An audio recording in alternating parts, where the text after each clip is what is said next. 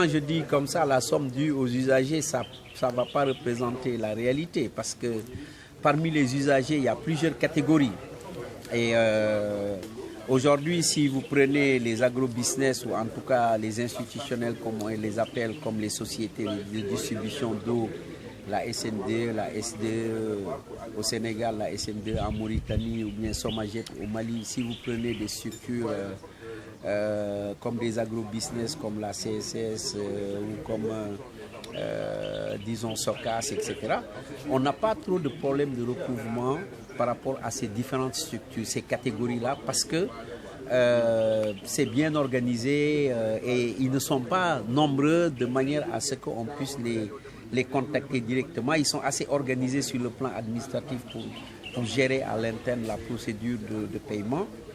Maintenant, la catégorie où ça pose le plus de problèmes, c'est la catégorie des usagers agricoles.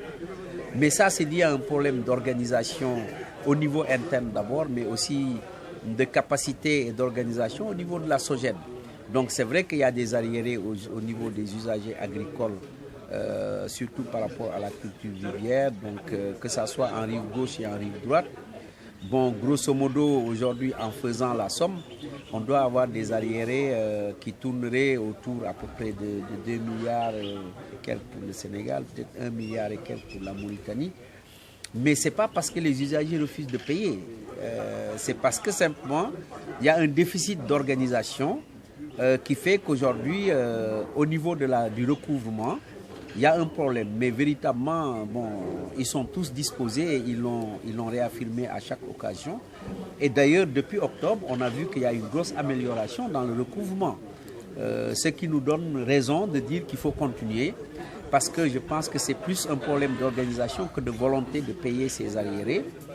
Et aujourd'hui, on est en train de travailler justement pour régler ces problèmes d'organisation. C'est pour ça qu'on avait commandité une étude avec un cabinet sénégalais pour voir comment réfléchir pour mettre en place une réglementation et une organisation qui doit nous permettre de résoudre ces problèmes de capacité de recouvrement.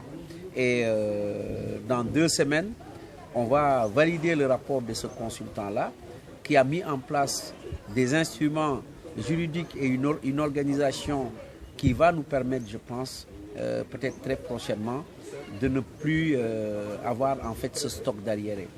Maintenant, en attendant, on est en train de discuter avec les États pour voir comment est-ce que ces États peuvent, à la place de ces usagers, en fait, éponger cette dette, ces arriérés, de manière à ce qu'on reparte à zéro et que désormais, que la SOGED et les usagers, notamment l'association des usagers, s'engagent à ne plus reconstituer en fait, ces arriérés-là. Donc, on va organiser aussi une réunion nationale au Sénégal et en Mauritanie pour examiner les propositions qu'on peut faire aux différents États mauritaniens et sénégalais, de manière à ce que la SOGED puisse recouvrer ces arriérés à travers l'État qui va prendre la décision d'éponger ces dettes-là que les usagers nous doivent. Mais en vérité, ce n'est pas les États qui nous doivent ça. C'est des usagers qui étaient là à un moment donné, qui ont utilisé l'eau que la SOGED n'a pas pu recouvrer.